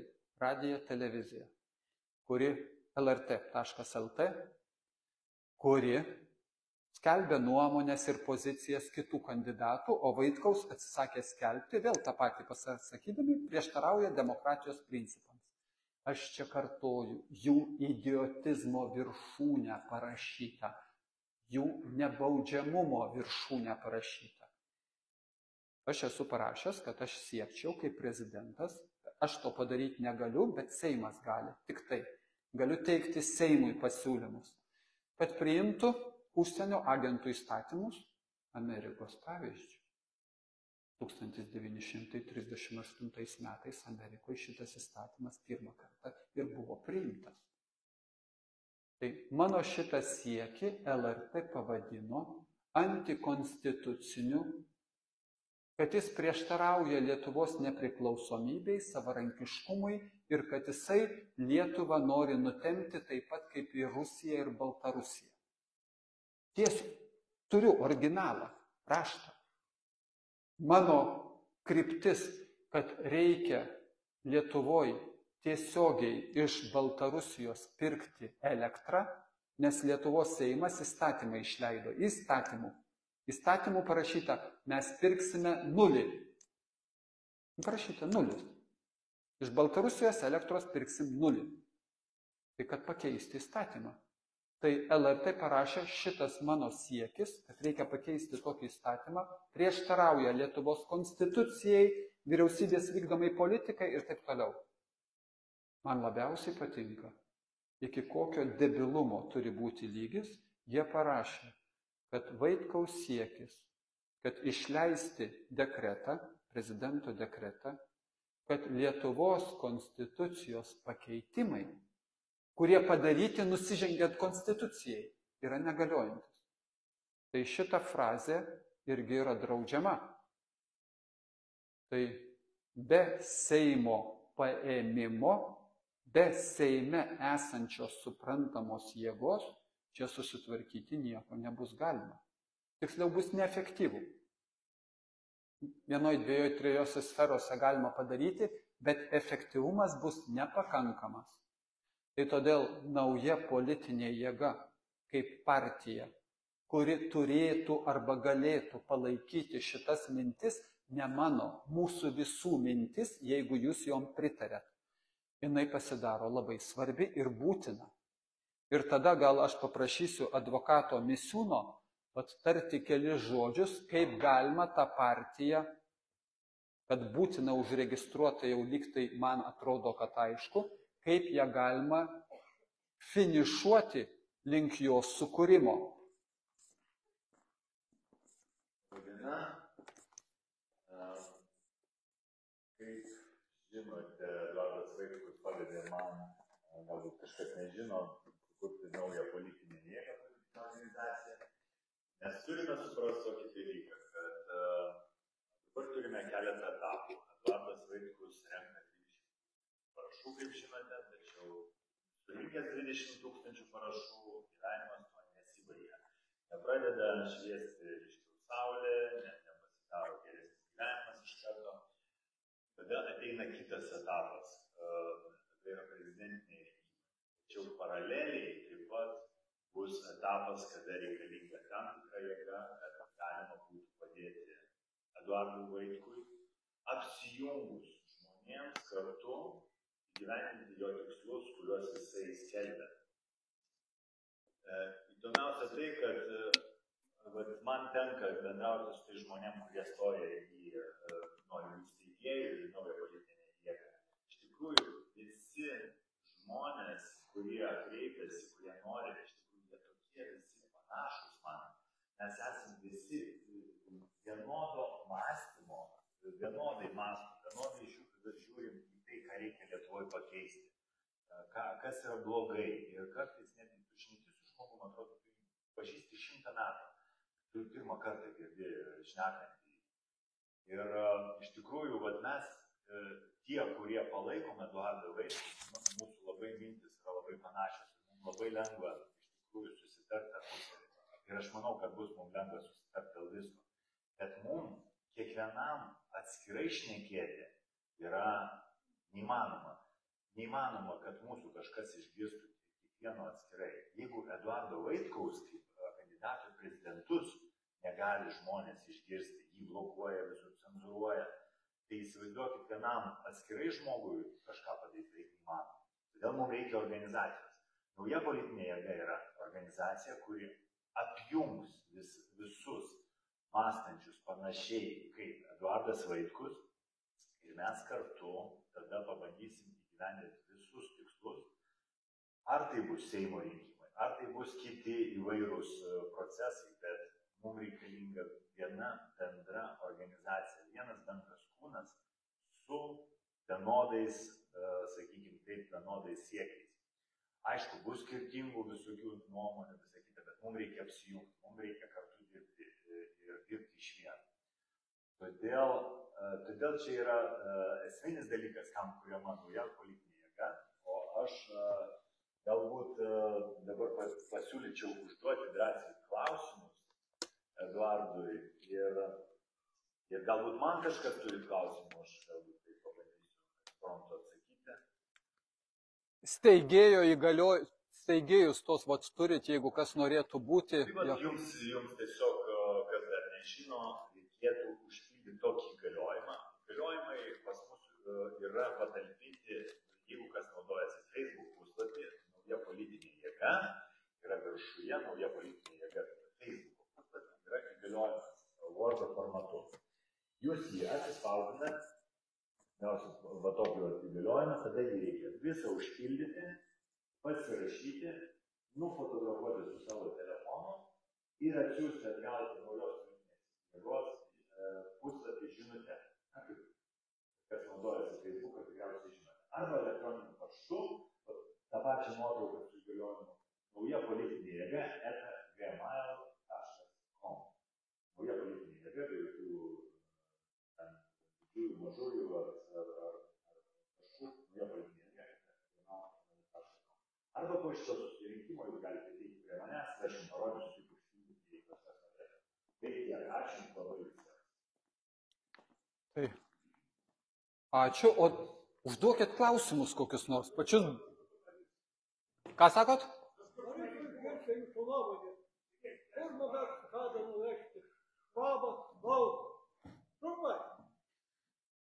Nu, jie globalistų interesus, jie atstovauja. Palaukit minutėlę. Ten yra priruošta į priekį apie totalinę mūsų visų, čia ne Lietuvos klausimas, totalinę mūsų kontrolę, totalinę.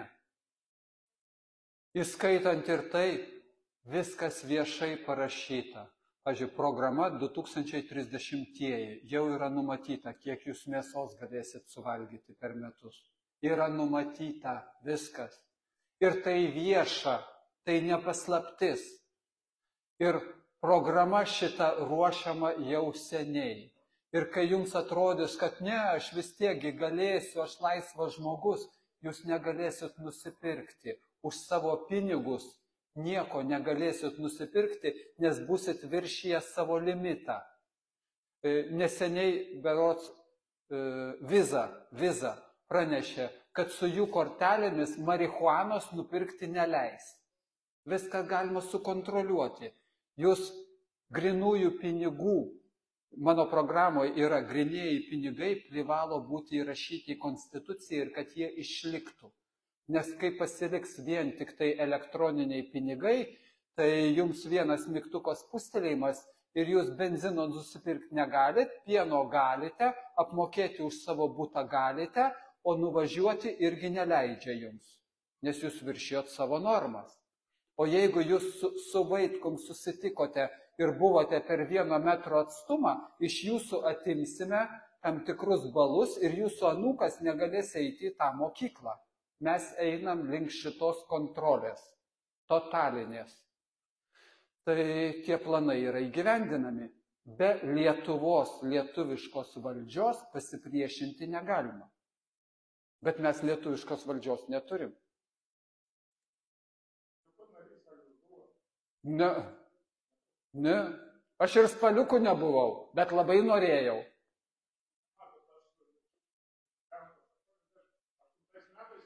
Kai jau nepriklausomybė, kai Vingio parke lietuviškos vėliavos jau buvo, Dieve tu mano.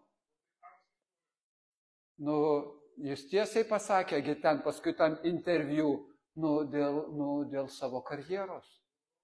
Tai dėl karjeros, ką jisai dabar padarys, jis važiavo, tas lietuvis karys žuvęs, jis važiavo į jo laidotuvės. Dėl karjeros reikia. Gerai mokėjo pinigus, taip, bet jisai kariavo, kai gerai moka pinigus. Tai jo, bet čia, užduokit kokių klausimų dar. Taip. Kaip jūsų nuomonė padarė kokią klaidą Rolandas Paksas, kaip prisimenam, tikrai daugumos žmonių. Kažkaip griežtai pasisakino, žadėjo sutvarkyti viską, jeigu patį labai gerai tai sutvarkė. Tai kokias jis klaidas padarė? Aš neatsakysiu detaliai, nes tiesiog nežinau, bet aš žinau tik tai tiek, kad VSD vadas tuo metu buvo Laurinkus. Ir Paksas sugalvojo, kad pakeis Laurinkų, bet kad jam būtų jau kompensacija, jį ambasadoriumi nusiunčia į Ispaniją. Tai jis prieš atsistatydinimą tada nuvažiavo į Ameriką. Ar 10 dienų, ar 2 savaitės pabuvo ir sugrįžęs atgal pasakė savo garsiąją kalbą, kad Paksas yra priklausomas. Ir tada užsivedė mechanizmas. O paskui Paksas pridarė paprasčiausiai klaidų per šito mechanizmo eigą. Prezidentas Paksas ir yra apdovanojęs mane karininko kryžiumi, ordinu, Lietuvos didžiojo kunigaikščio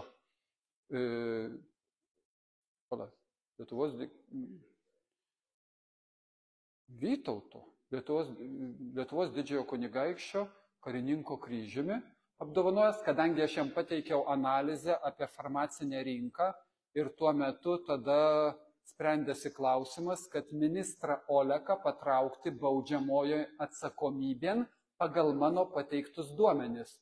Bet kai Paksas nuvirto, tai tada ministras pasidarė jau geras. Ir STT, būtent STT ruošiasi patraukti atsakomybėn ir paduoti į teismą. O dar prezidentas Paksas, dar prieš tai, kai jisai buvo ministrų pirmininku, jis turėjo 2 išeitis iš tikrųjų. Jis galėjo atsistatydinti ir nepasirašyti dėl Viljamso, o jis galėjo nepasirašyti dėl Viljamso ir neatsistatydinti. Ir tada be jo nieks nebūtų galėjęs pasirašyti. Niekas. Bet jis pasirinko variantą, kad jis atsistatydina ir tada ministras Kaktys pasirašo ir tada per daktarai Degutieniai ranką per visus bučiuoja. Kai padovanojo tokią gamyklą, padovanojom. Mes visi padovanojom mūsų išdavikų rankomis.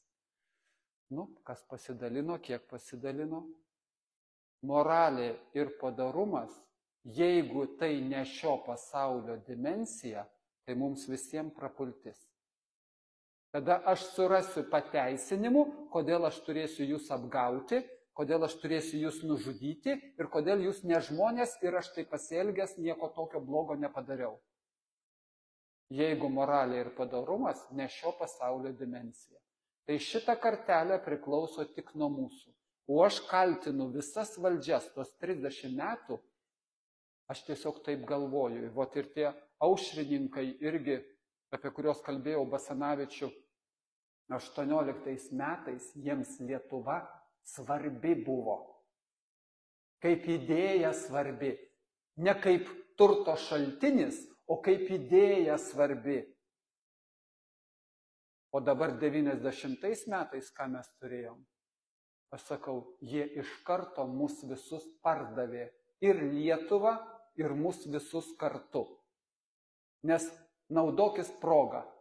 Papuoliai ir aš juos kaltinu visas tas valdžias, kad jie neparodė pavyzdžio. Ne dėl savęs reikia rūpintis, o dėl visos tos Lietuvos ir visų žmonių.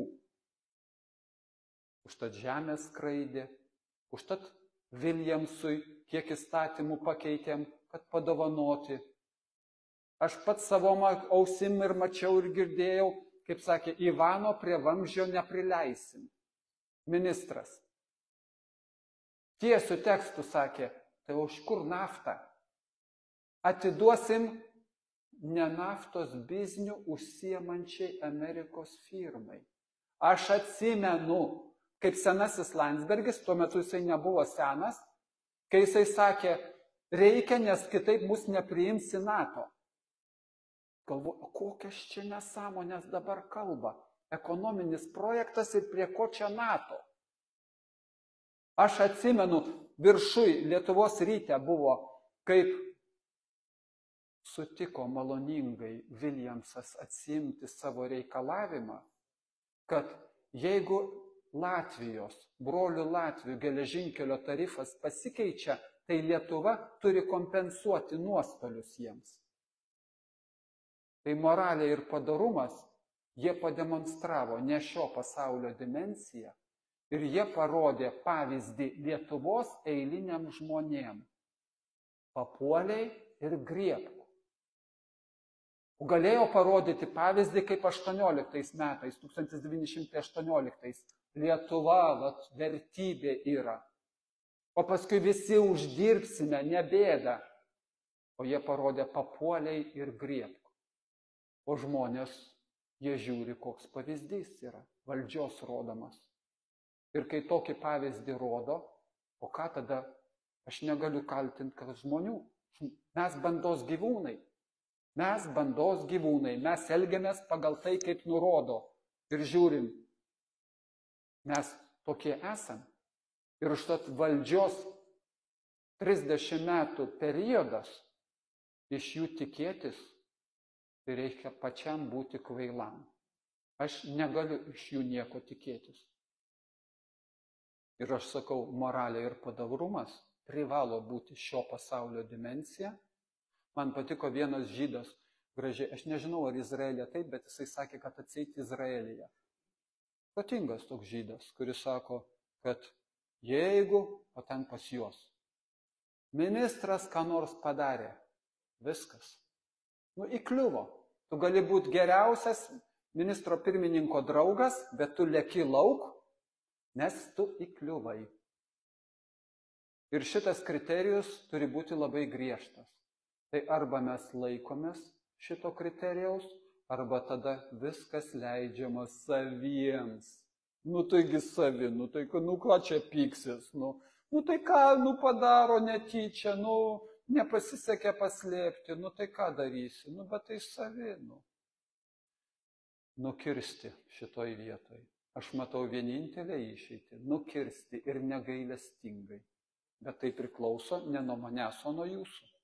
Užduokit dar kokių klausimų. Jau?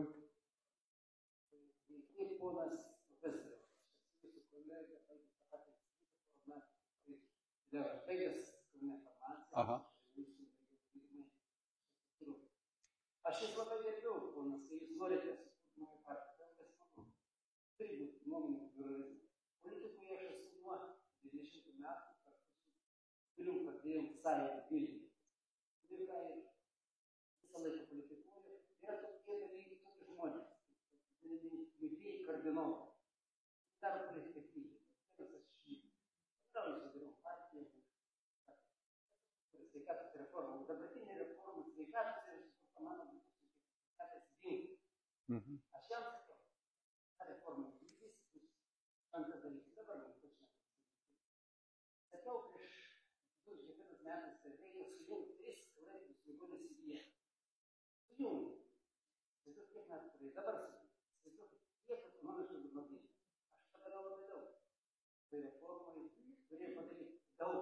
Pavyzdžiui, kaip turi būti 5 didelis ligoninės ir visi daug. Tame yra privalumų ir trūkumų. Taip.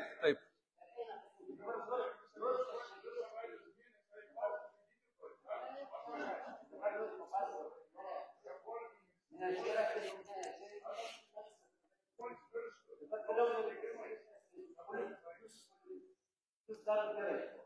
Aš perskaičiau jūsų laikraštį. Taip, ten yra, aš nustebau, kai jūs sakėte,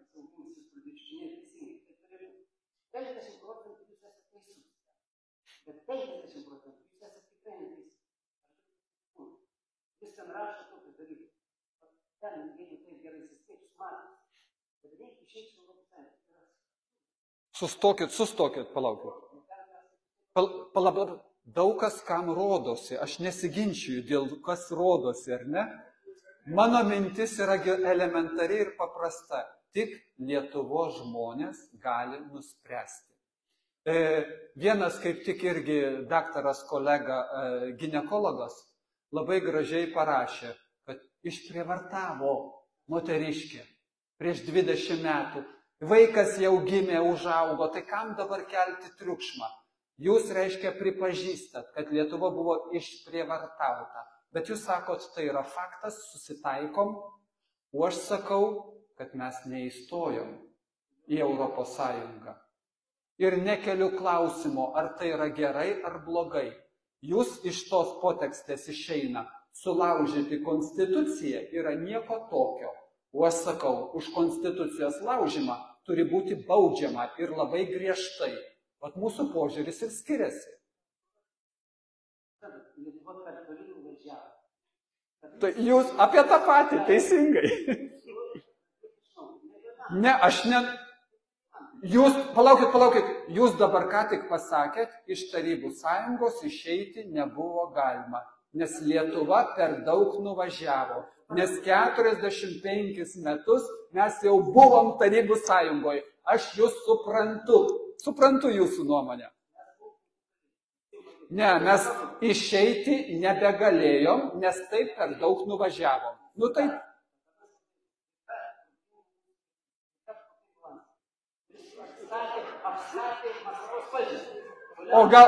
O šitam kontekste pasakykit, o kur Landsbergis buvo Latvijoje?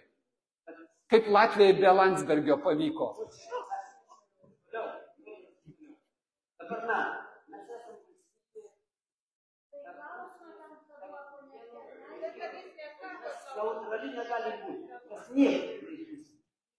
Aš vėl įsiterpsiu. Aš supratau, kad Austrija irgi negali būti neutrali.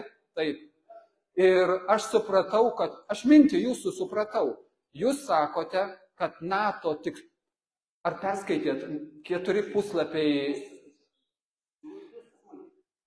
Tai smulkiai perskaitėt apie mano ir Zigmo Vaišvilo straipsnį būtent apie NATO. Ir apie NATO tikslus, kaip jie turi kištis į valstybių vidaus reikalus.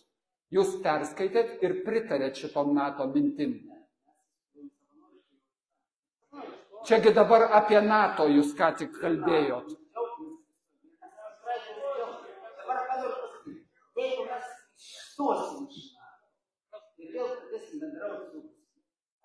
O kodėl... Stop. O kodėl mums reikia... Pirmas vizitas mano bus į Vengriją, aš sakiau, tikra teisybė. Taip, Amerikos prezidentas važiuoja ir į Maskvą, bet sakot, kad Lietuvos prezidentui negalima. Aš supratau jūsų mintį, supratau.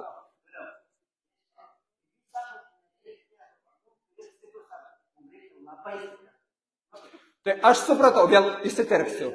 Aš supratau, kad jūs įsivaizduojat, kad su Lietuvos stipria armija jūs galėsit nugalėti Rusiją, nes toks užduotis dabar iškelta šiuo metu. Taip, taigi aš nekalbu, kad nereikia turėti armijos. Aš apie tai nekalbu.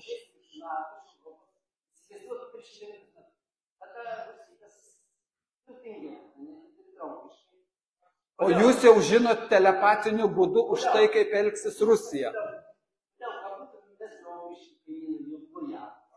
Paskirstys jie visuotinė mobilizacija toliau užpilnys. Toliau išrašys 10% kalavarų, kas apkasų į Ukrainą, 110 ir vėl grįžti 100 metų. Šventą dalyką, jeigu įgyvendins jūsų visas reformas 100%, 50% tikrai. Gerai, supratau. Aš tik retorinį klausimą visiems.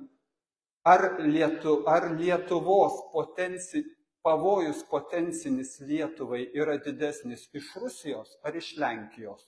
Jūs šito mano klausimo neišgirdot, aš apie jį kalbėjau. Kas yra Rusija? Dabar žiūrėk, Rusija. Tai jūs neišgirdote, kad Lenkai pareikalavo iš vokiečių kompensacijos.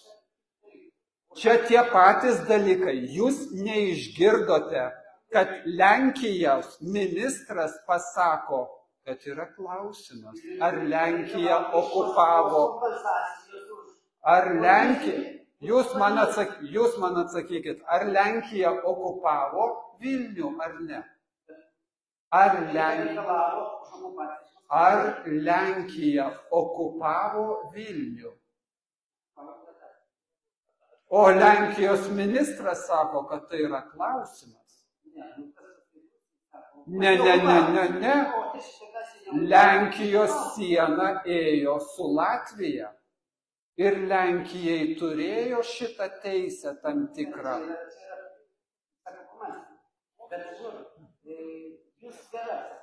Pluralizmas būtų geras. Politinė partija tokia, kad būtų Seime. Dabar ne vienas tokia. Būtų idealu. Jūs stenkitės pramušti Seimą savo partiją. Taip, supratau. Ačiū Jums. Ačiū. Dabar Seime. Buvo, kad viešinė dalykai. Tai taip, supratau. Gal dar kas kokių klausimų turi. Gerai. Ačiū.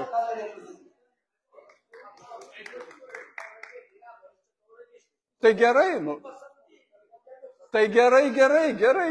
Vis smagiau, įdomiau, Ačiū Jums. Taip.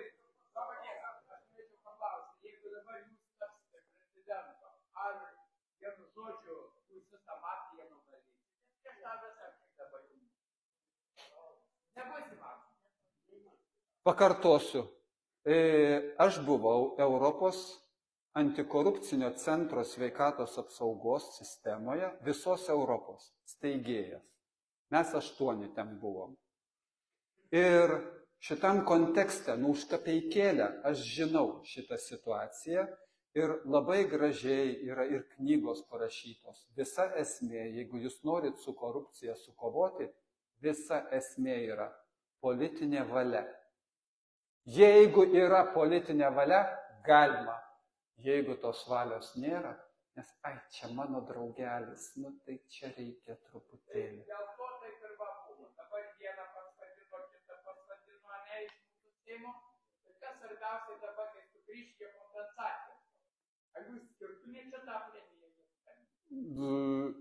Aš būčiau labai griežtas ir aš būčiau už parodomuosius teismo procesus. Ir mano nuostatose yra parašyta, kad už korupcinius nusikaltimus senaties negali būti. Prieš 25 metus buvo nubausti dabar, jeigu dabar tik taip, o ne tai senaties terminas, jie nekalti. Tai va, dalykas yra. Vieni nešasi, o kiti patys.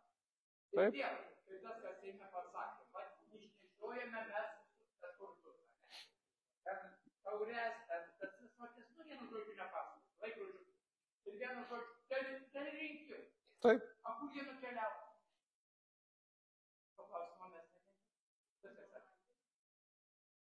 Tai ar dar bus klausimų? Taip. Taip. Konstitucija. Taip. Pagalvokit, ar čia iš konstitucijos padėtė žmonių. Galbūt vienos du, jeigu turit konstituciją. O galbūt ne vienos. Tai internete galima perskaityti. Plonybė. A jos nėra neplatina. Aš norėjau keletą metų, ieškojau, nėra pirkti.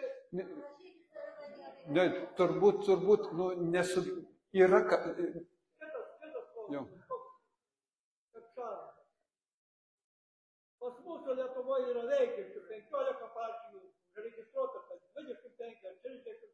Amerikoje tik 2 partijos. Kur didesnė yra demokratija? O mes kažkodėl skaitom, kad ten Amerikoje demokratija, šį pavyzdį reikėtų. Turbūt iš mūsų visas pasaulis turėtų eiti. Jeigu gerai pasielgsim, tai tegul ima. Aš nieko prieš, kad iš Lietuvos imtų pavyzdį. Tai Ar dar klausimų bus? Aš norėjau pasakyti, kad nėra ten demokratija. Tai aš tik tai pritariu. Čia prezidentas Trumpas jums galėtų šitą pritarti irgi, aš manau. Tai sakau, visiems tada labai ačiū, kad Taip, klausau. Jūs dar ką turit reikalų, turit reikalų. Tai klausimas būtų toks, jūs turit kokią nors koncepciją dėl rinkimų visų apygardos stebėtojų. Nes čia, žinot, kaip sakyti, kas pinigus moka, tas muzikos sako, arba kas balsus skaičiuoja.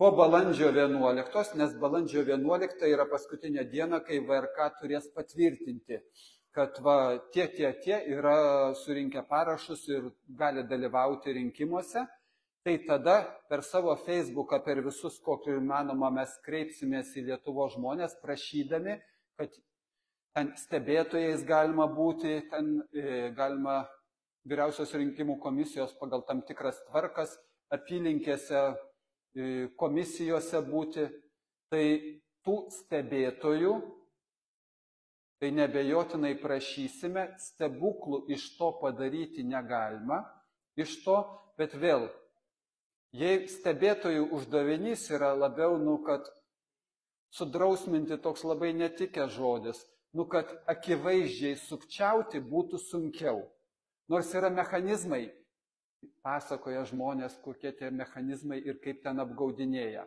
Bet šitam kontekste tada nacionalinio saugumo ir gynybos komiteto pirmininko pavaduotojas, jau pareigybė Seime, tai kokia?